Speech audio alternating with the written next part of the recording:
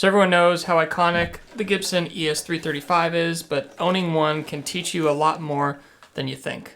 Today I'm going to share what I've learned playing this guitar, as well as give 5 tips to help you get the sound that you want.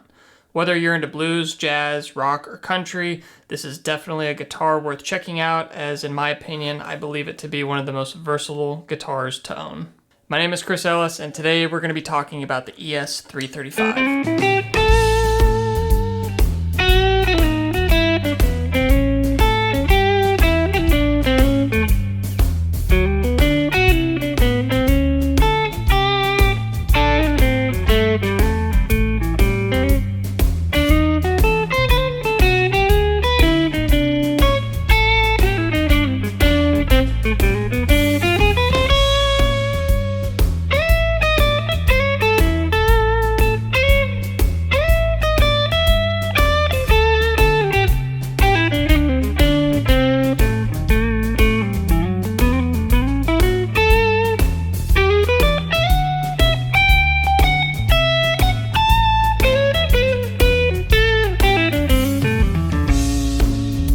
So excluding Les Paul's creation of the log, this was the first semi-hollow instrument created, and the ES-335 was introduced in 1958. The guitar was pretty revolutionary for its time, as players were used to the solid body designs that Gibson was producing. 2 other models were also introduced in 1958, and that is the Flying V and Explorer, but they didn't do so well at that time, and Gibson wanted to create something that was a more traditional approach, giving us the ES-335. Legendary players like B.B. King, Eric Clapton, Larry Carlton, and Chuck Berry helped to define this sound, and their recordings on these guitars still influence players to today. You can even count one Marty McFly in the movie Back to the Future for inspiring thousands of guitar players to pick up an instrument and wanting a 335. I think it's important to remember that we are all influenced by the culture and music around us.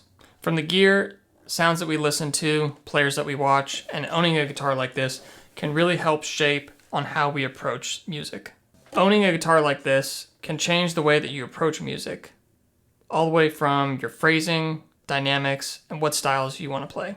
I've been lucky enough to own quite a few 335s over the years, and some of those you might have already seen here on this channel, and each one has its own personality and its own quirks, and has really taught me something different about the instrument and the music that I like to explore with these. Spending time with these really pushed me to explore more jazz and blues-based music, and really helped with my touch sensitivity, my dynamic, and phrasing overall. And remember, this doesn't just apply to vintage style 335s, it can be for any 335 style guitar or any double humbucker equipped guitar. All these tips can be useful. So let's start with tip number 1, and that is your neck pickup height.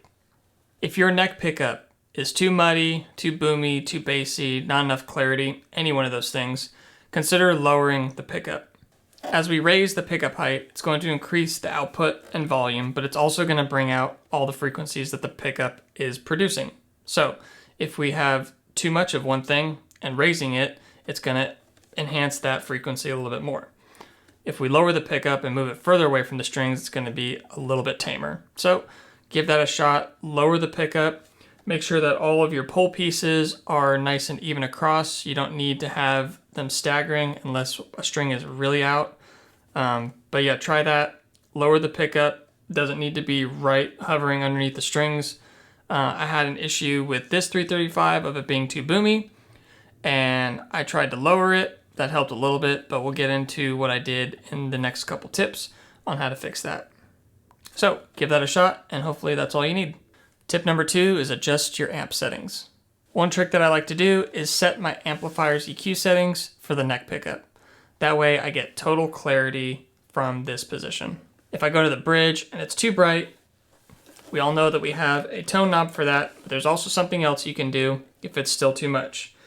If you're in the neck pickup and you want to switch to the bridge to get a solo lead tone, instead of going to the bridge and working that tone knob, you can go to the middle position and roll your neck pickup volume down to 8 or 7, whichever you prefer. I like to run it a little bit about 8, and that gives me just a little bit bite and takes off some of the, the, neck pickup tonality.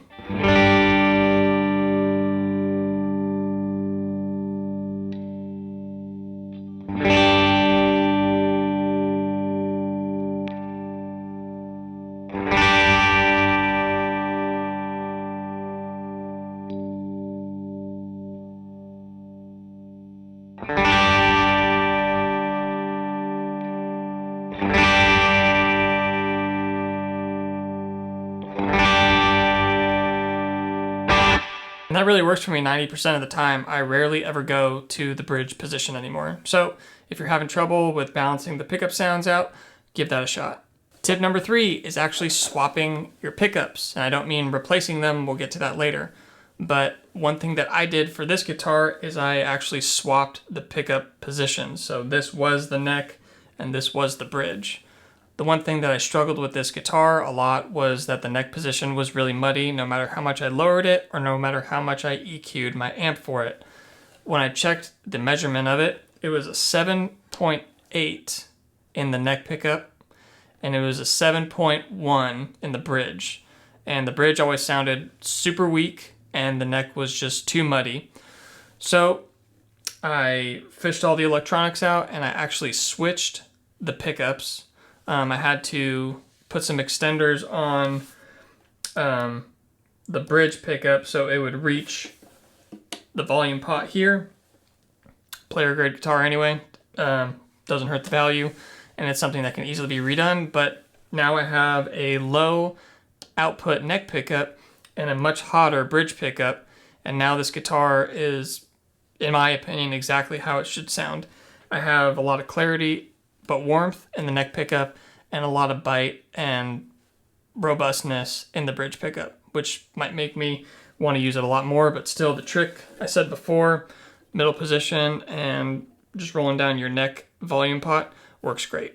So keep that in mind when you're trying to figure this out. What are my output of my pickups and how well are they balanced with each other? From my understanding, it is very common on almost all 60s 335s to have a much hotter neck pickup than the bridge pickup. I'm not sure why that is, and maybe some sound better or different than others, but for this one, for me, what I'm searching for, that switching those worked out perfectly. Tip number 4 that can really help your tone is the saddles. I chose to have nickel on these. Originally, these came with nylon saddles, and I feel like that darkens things up a bit. If you have a super bright tone, if you have a super bright amp, nylon might be the way to go. For me, it just felt like it sucked all the life out of what this guitar would offer, and as soon as I put the nickel ABR back on, it seems like this came to life. All my highs came back, and it just was really sounding great. So for me and the music that I like to play, this worked out better, but experiment with different types of saddles. You have nickel, brass, nylon.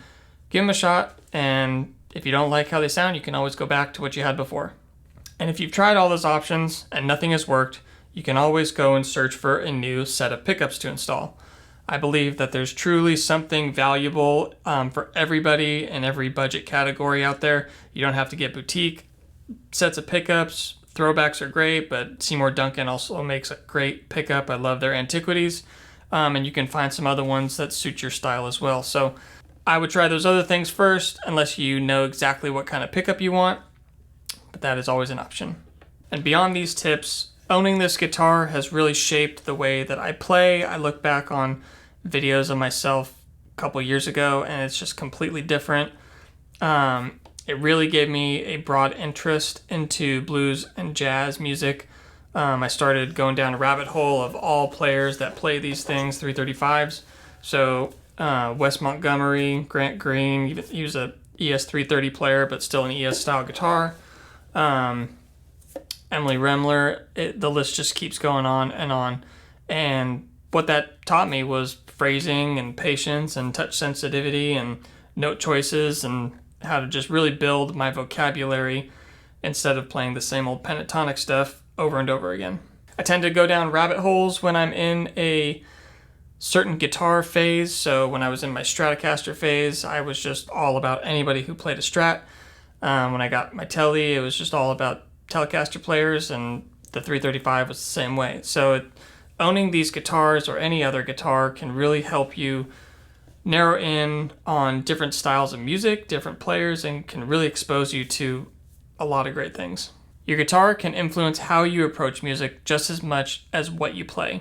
That's part of why I love the 335 so much, is that it's versatile, it's expressive, and it really guides me towards the music that I want to play. Overall, the lessons that I've learned playing this guitar come down to tone, touch, and phrasing. These 5 tips are things that I've learned on my own through trial and error, so experiment and see what works for you. That's really how you're going to find your sound. Thanks for watching. If you enjoyed this video, please subscribe, give a like, and leave a comment. Let me know what you've tried on your 335s and what you've learned along the way, and let me know if I missed anything. I'll see you guys real soon. Thanks so much.